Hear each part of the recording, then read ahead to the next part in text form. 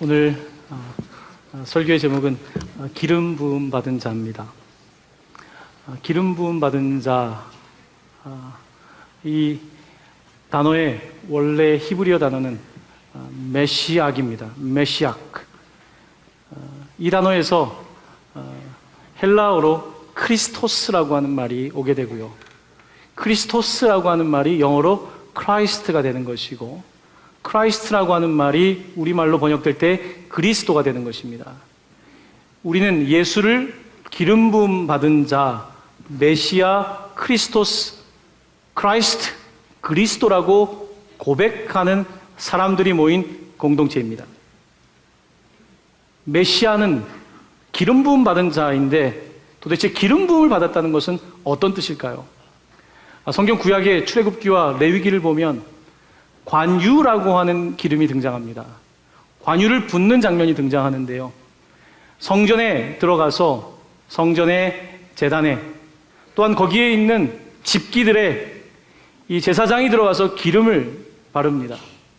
그렇게 되면 지금 똑같은 하나의 물건이지만 이것은 구별된 거룩한 물건이 되는 것입니다. 자, 여기에 지금 위에 강대상이 있는데 이 강대상에다가 예를 들면 기름을 발라서 그냥 단상이 아니라 하나님에게 구별된, 분리된 거룩한 하나의 강대상이 되는 것입니다. 바로 이것이 기름 붓는다는 의미입니다. 또한 성경에는 이러한 어떤 기구뿐만 아니라 사람에게도 기름을 부어서 그들을 구별했다고 말씀하고 있습니다. 그러면 기름을 붓는 그 직분을 가진 사람들은 누구일까?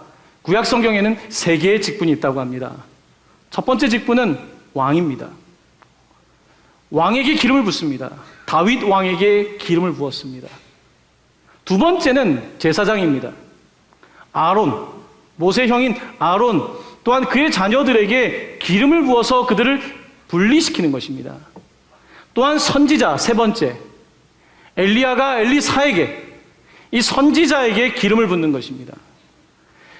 하나님께서는 세상에 많은 물질이 있지만 그 가운데 기름 부음으로 말미암아 하나님의 거룩한 성전을 위하여 구별하신 것이 있고, 또한 하나님께서는 세상을 만드셨고 그 세상 가운데에 이 왕과 제사장과 선지자에게 기름을 부어서 그들을 구별시켰던 것입니다.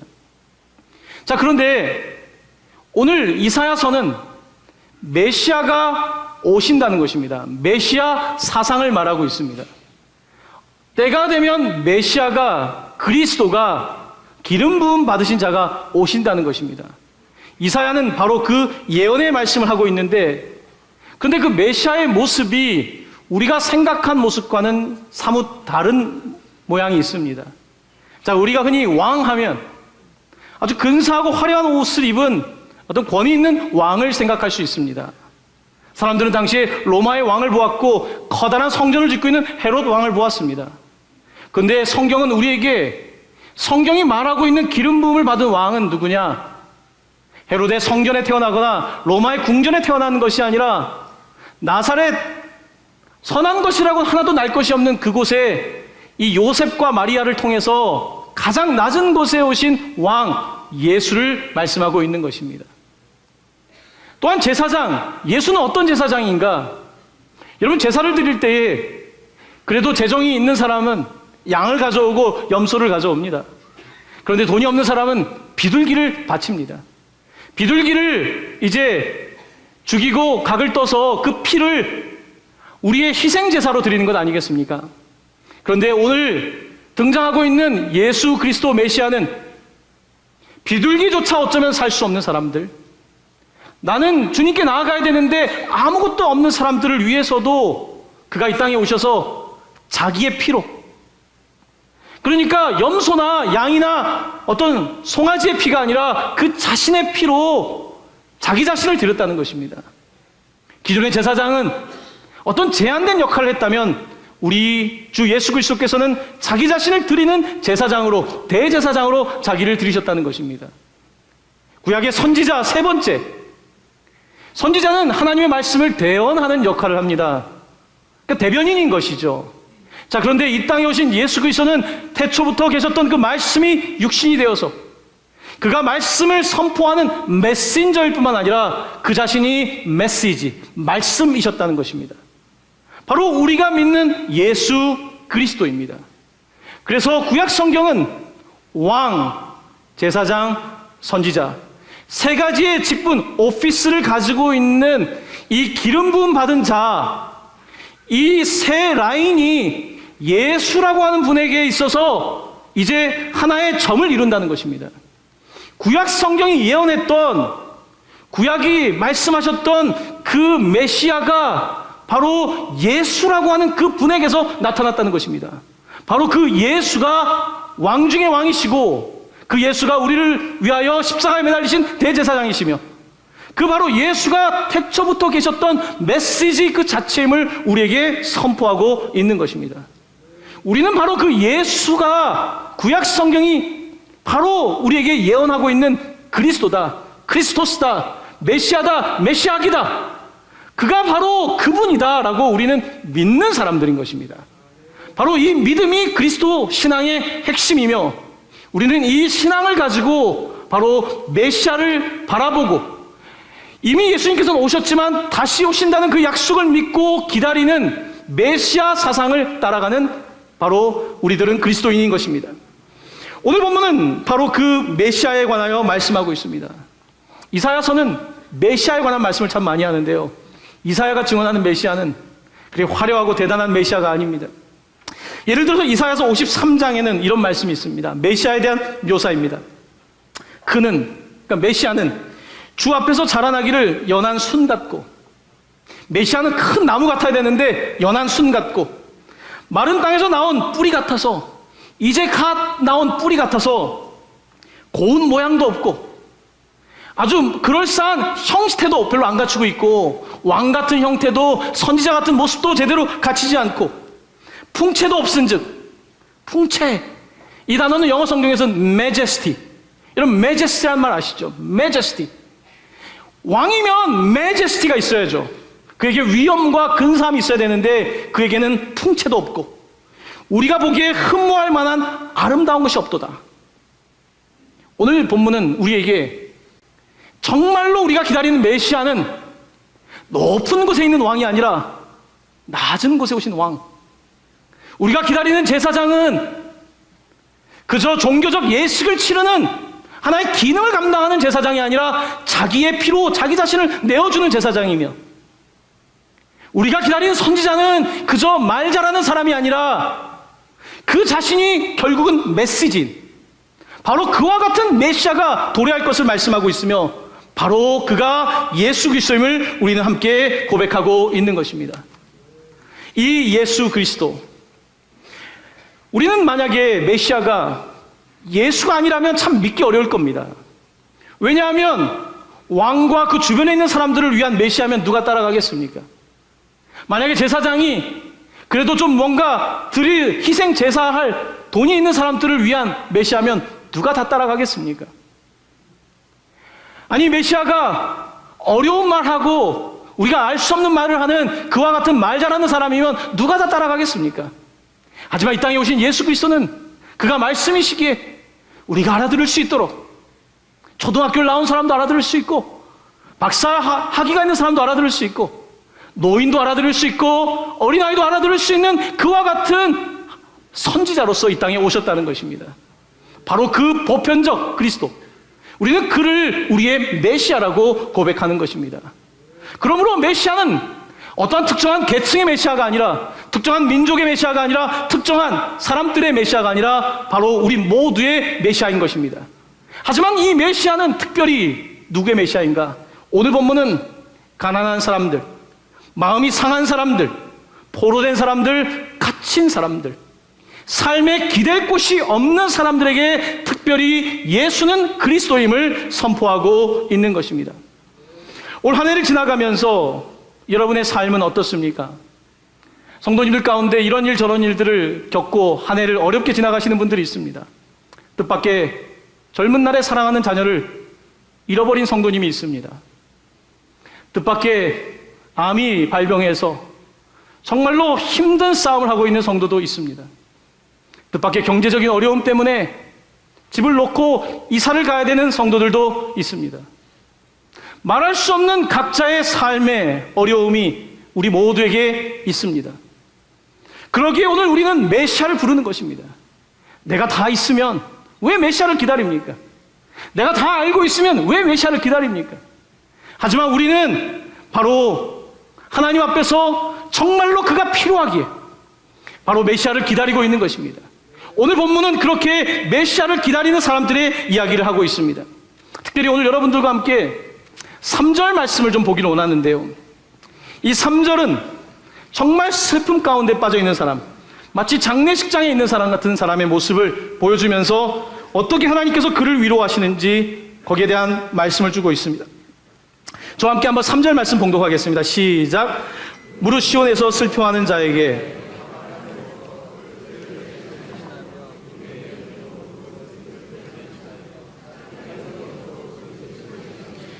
그들이 의의 나무 곧 여호와께서 심으신 그 영광을 나타낼 자라 일컬음을 받게 하려 하심이라. 아멘. 오늘 그 3절 말씀이 제가 어린 시절에 그 교회에서 배웠던 찬송이더라고요. 여러분들이 이 구절을 암송하기는 어렵지만 이 노래를 기억하시는 분도 있고 새로 배워도 좀 쉽게 이해할 수 있을 것 같아서 오늘 이 본문을 찬송을 통해서 함께 배워보기를 원합니다. 제 대신 화관을이라는 찬양입니다. 한번 찬양해 보겠습니다.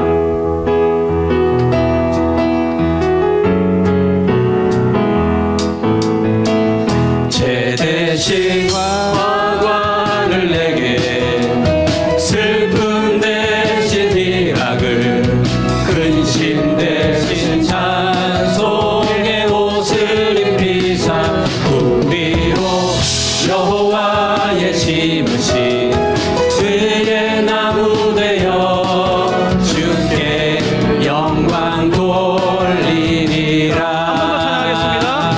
제 대신 화관을 내게 슬픔 대신 희락을 근심 대신 찬송의 옷을 입히사 우리로 여호와의 심으신 그의 나무 되어 주께 영광 돌리리라.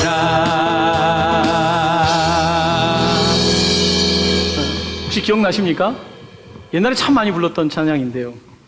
제가 이 찬양이 갑자기 생각을 났어요. 이 본문을 읽는데. 그리고 그때 했던 율동이 좀 생각나는데 다 기억은 안 나는데 제가 그때 율동을 다시 기억을 더듬어서 만들어 봤습니다. 자, 제가 한번 여러분에게 율동을 가르쳐 드리겠습니다. 자, 제 대신, 제는 뭔지 아시죠? 사람이 너무 마음이 상하고 장례식 같은 아니면 민족이 어려움을 당할 때 죄를 뒤집어 썼다고 성경은 말하고 있습니다. 제 대신 화관을. 죄는 불면 날아가죠. 제 대신 화관을 내게. 이게 제가 어릴 때 배웠던 겁니다. 화관을 할 때는 이렇게 몸을 움직이셔서 화관을 하셔야 되고요. 그 다음에 슬픔 대신은 슬픔, 우는 것처럼 슬픔 대신 희락을, 근심 대신 찬송의 옷을 입히사 우리로 할 때는 우리로 여호와의 지으신 의의 나무 되는 십자가입니다. 의의 나무 되어 주께 영광 돌리세. 따라하고 하지 않았는데 다 따라하고 계시네요. 네, 자, 한번 음악에 맞춰서 한번 여러분들이 외웠으면 좋겠습니다. 먼저 제 대신 부는 걸로 시작하겠습니다. 제 대신 화관을 내게 슬픔 대신 희락을 근심 대신 찬송의 옷을 입히사 우리로 여호와의 심으신 의의 나무 되어 의의 나무 되어 주께 영광 돌리리라. 제 대신 화관을 내게 슬픔 대신 희락을 근심 대신 찬송의 옷을 입히사 우리로 여호와의 심으신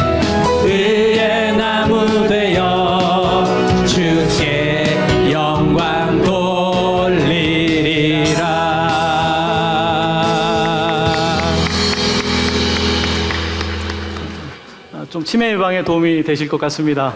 네, 그리고 아마 이 이사야서 61장이 좀 더 기억나지 않을까. 여러분, 사실 시편 말씀은 150편이 있는데요, 다 노래입니다. 우리는 거기 악보가 없어서 노래를 못 따라 부르는 것이지, 유대인들은 그것을 노래로 부릅니다. 기억하기 좋게.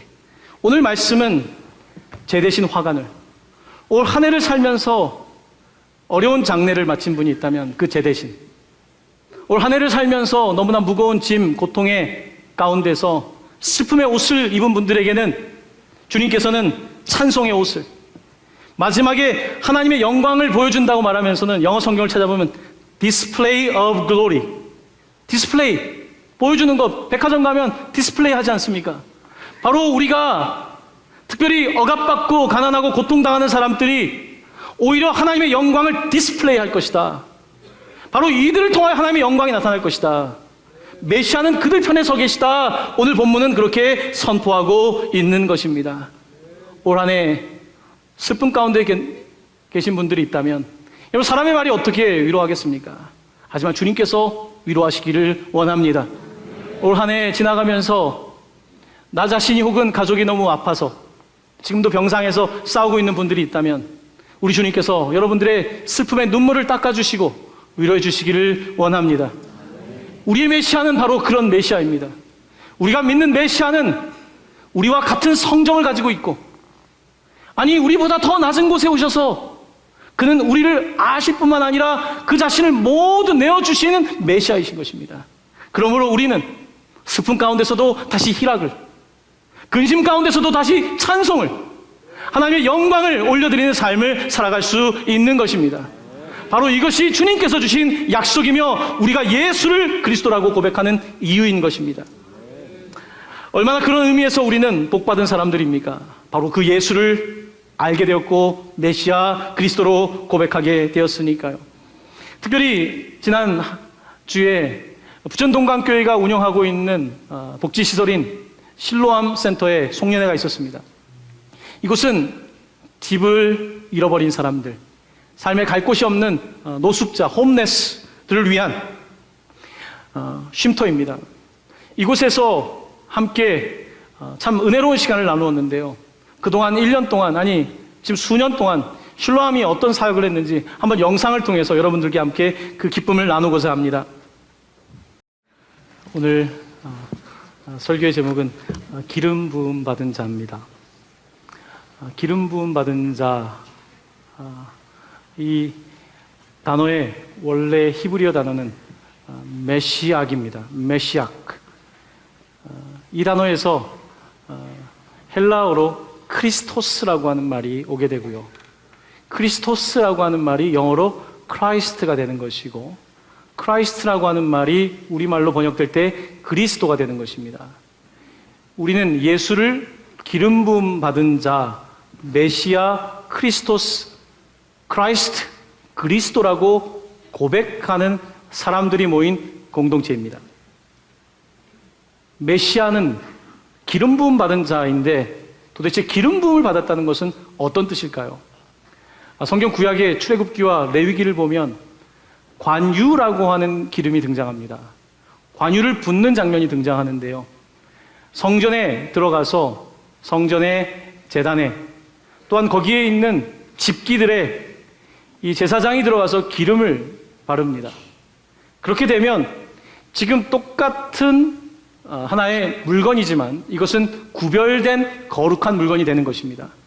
자, 여기에 지금 위에 강대상이 있는데 이 강대상에다가 예를 들면 기름을 발라서 그냥 단상이 아니라 하나님에게 구별된, 분리된 거룩한 하나의 강대상이 되는 것입니다.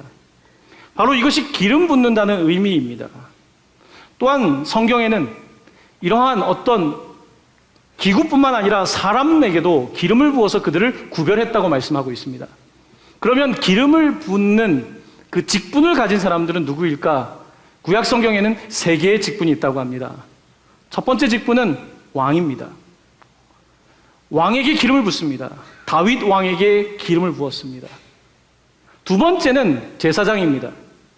아론, 모세 형인 아론, 또한 그의 자녀들에게 기름을 부어서 그들을 분리시키는 것입니다. 또한 선지자, 세 번째, 엘리야가 엘리사에게, 이 선지자에게 기름을 붓는 것입니다. 하나님께서는 세상에 많은 물질이 있지만 그 가운데 기름 부음으로 말미암아 하나님의 거룩한 성전을 위하여 구별하신 것이 있고, 또한 하나님께서는 세상을 만드셨고 그 세상 가운데에 이 왕과 제사장과 선지자에게 기름을 부어서 그들을 구별시켰던 것입니다. 자, 그런데 오늘 이사야서는 메시아가 오신다는 것입니다. 메시아 사상을 말하고 있습니다. 때가 되면 여러분이 보시다시피 실로암 사역을 통해서 그 아우리키라는 것을 특별히 김치현 목사님과 직원들이 하게 됩니다. 그 아까 누워있던 분 중에 한 분이 지금 실로암의 회원으로 계십니다. 많은 소망을 잃어버린 분들이 이곳을 찾게 되고 이곳에서 보신 것처럼 먼저는 잘 먹고 몸이 회복되고, 이분들은 대부분 트라우마가 있습니다. 알코올 문제나 정신적인 어려움을 겪고 있는 분들도 상당히 많습니다. 그들에게 교회가 제공할 수 있는, 또한 부천시와 함께 연합해서 그들을 도울 수 있는 사역을 함께 하고, 그들의 영성이 회복되는, 여러분 영성이 회복된다는 게 뭐겠습니까? 같이 순례의 길을 가고 이곳에 세례를 받고, 올해도 4분의 성도님들이 세례를 받았습니다. 김천 목사님 담당자는 이런 이야기를 합니다. 이분들이 세례를 받을 정도까지 오면 정말 달라져 있다는 거예요. 그리고 세례를 받고 나면 정말 삶의 변화를 본다는 것입니다. 이분의 많은 분들이 자립을 했어요. 해마다 거의 3분씩 세례를 받았으니까요. 이분들이 교회 행사가 있을 때마다 찾아옵니다. 이들이 함께 협력하고 기쁨을 나눕니다.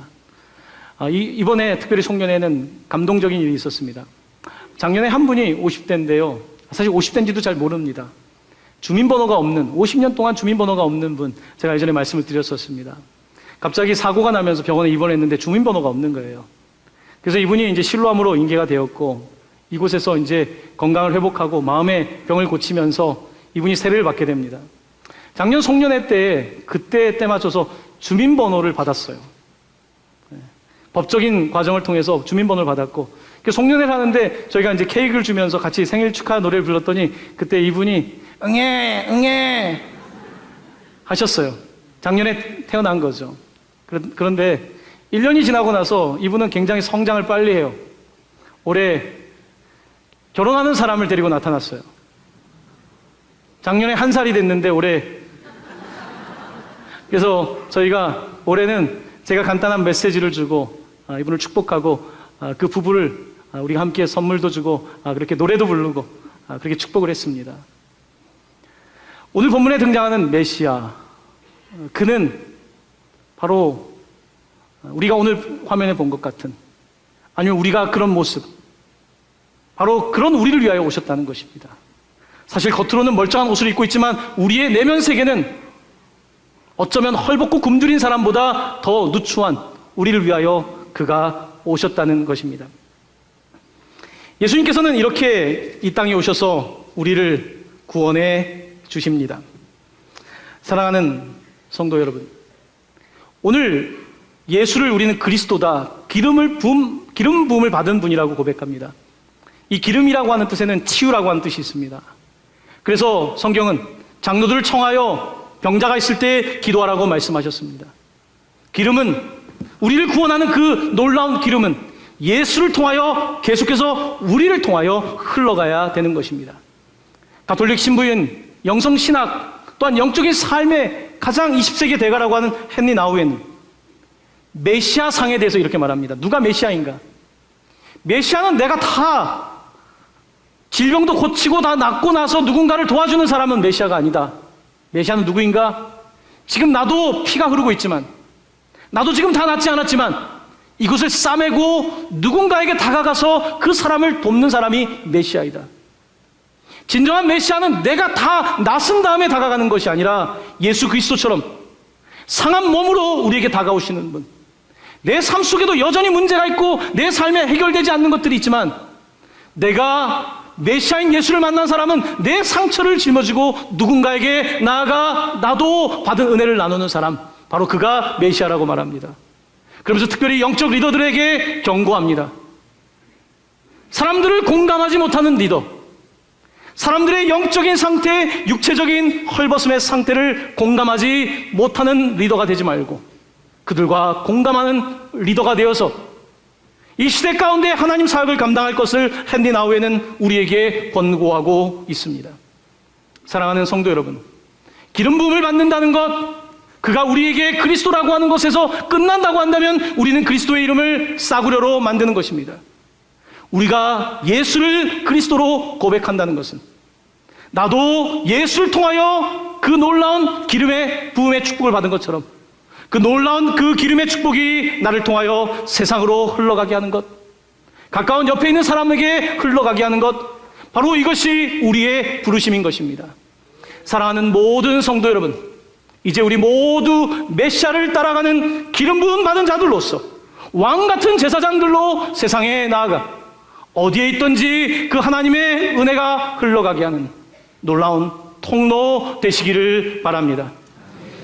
여러분을 통하여 여러분의 가정과 이웃과 우리 부천시와 우리가 살아가는 세상이, 하나님께서 기뻐하는 세상이 날마다 되어갈 수 있게 되기를 예수님의 이름으로 간절히 축원합니다.